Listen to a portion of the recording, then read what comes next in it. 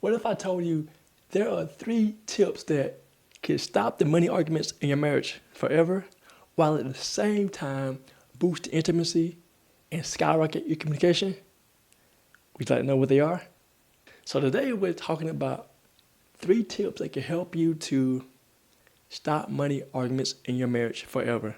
How can I talk to you about this? Because I've been married for 17 years. I think I know a little something about marriage. So if you're struggling with your finances in your marriage, this is the video for you. First thing you need to do is, for me, I learned that faith is very important.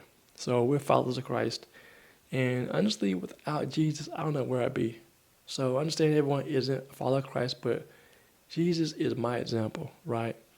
Jesus is the one that is teaching me to be better for myself, my spouse, and people around the world. Now, there have been challenges in my marriage where I pray frequently, honestly. And also, I read the Bible so I can get direction and guidance, because I know that on my own, I am not a good person. I'm just not. So in order to be a better person, I need to lead by example by following a leader. And that leader, in my opinion, for me and my household, is Jesus Christ. So I must say that having that bedrock of faith when things are challenging, when my wife and I don't like each other, sometimes I just have to go pray and leave things to God, because I can't change anyone. I am the easiest person to change, hands down. And so are you. You can't change anyone but you, but one person who could change me is Christ. Not saying I'm perfect. And because I'm not perfect, I need someone who is perfect to help me in my walk, my journey to be a better husband, a better person, a better follower of Christ, a better entrepreneur, a better dad, just a better person in general. So that's what I learned to help me to handle finances better in my marriage. If you want to make better decisions with your finances, stop overspending, and stop impulse spending, get you a free resource, the free money plan budget tracker at thecartergraded.com. This is how you're going to really transform your finances in 2025. The second thing is communication. Communication is key, especially when you have children, you're married, because life doesn't revolve around you anymore once you get married. It just doesn't, y'all. You have demands, whether you're an entrepreneur or you're an employee. You have demands as a dad, a mom. And then when it comes to finances, who's going to handle the finances? All right? Is it you or your spouse? Or if no one's going to handle the finances, that's not a good plan. So you must communicate. If you have a business like I do, and you need to meet with a client, and your wife has to work that day, you need to communicate to see when she's available to have the kids. Or maybe the mother-in-law, like I have my mother-in-law, she takes care of our children for us. So communication is very important. And having communication is something that has helped my wife and me navigate our finances, because we discuss things that are important. When we talk about our finances, when we communicate, we better understand each other's habits when it comes to money and our backgrounds. We grew up in similar backgrounds, low-income families. I grew up in a large family. She grew up in a small family, but the dynamics are similar because we didn't have a lot of money. For me, I was a communicator about finances before we got married, because I knew that talking about money was important.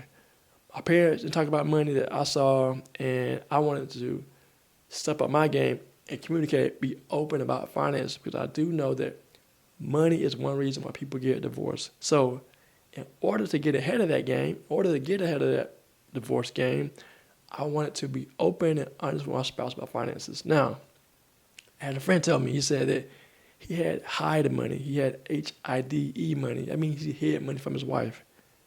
I don't know the details of that situation, but that's not good. I wanted to tell him, yeah, dude, I know you're older than me, but that's not a good way to handle your finances. Talk about these issues. Now, my wife, on the other hand, naturally, she is a spender. I'm a saver, naturally. And we had some issue when it came to finances when we got married, and it just blew up.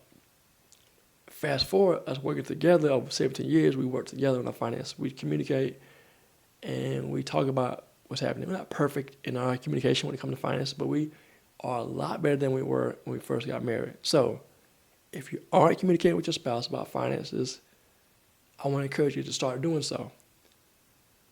First, get understanding about why he or she handles money the way that they do.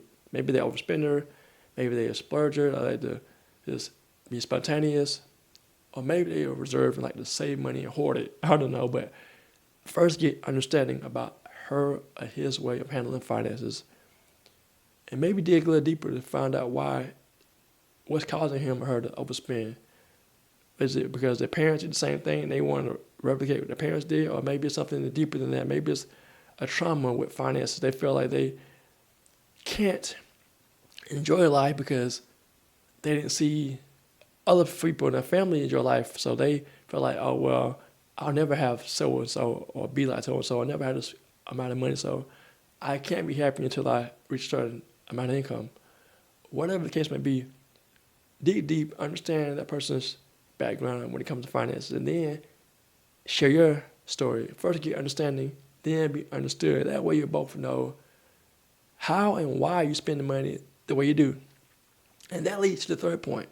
The third point that I learned, and I think all of the points are important, but the practical part of this is, the faith is like abstract, right?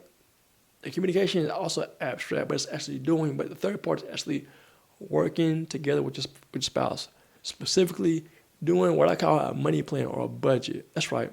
The dreaded B word can save your marriage. Why? Because if you're not paying attention to your finances and you're just spending and you're going in debt and you don't have a handle on your money, that'll cause friction, because if no one's paying the bills, if everyone's just making money and spending money and not being responsible, you're going to get a phone call from a bill collector saying, hey, you haven't paid this bill. Or maybe even if you're renting or buying a home, you're not paying your mortgage or your rent, you'll probably get an eviction notice, and that's going to cause tension between you and your spouse. And be like, oh, did I pay that bill? Did you pay the bill? There's going to be a lot of blame game. And it's like, in order to nip that in the bud, talk about your finances by meeting maybe once a week, discuss what the finances are, and then at the minimum, once a month to discuss the money plan or the budget. In fact, I did a video right here. I can guide you on that, how to do a money plan. In fact, if you want a money plan, drop the word below, comment below, plan, and I'll send you a link to a money plan that you can get started with working together with your spouse on your finances. Now, I do understand that some people may have accounts that they have only themselves on it and not the spouse. I believe that it's important to have a joint account, and I'm going to do a video on that later, but right now, just understand that you need to work together with your finances, work together with your spouse on the finances so that you can have a great marriage like me, go the distance.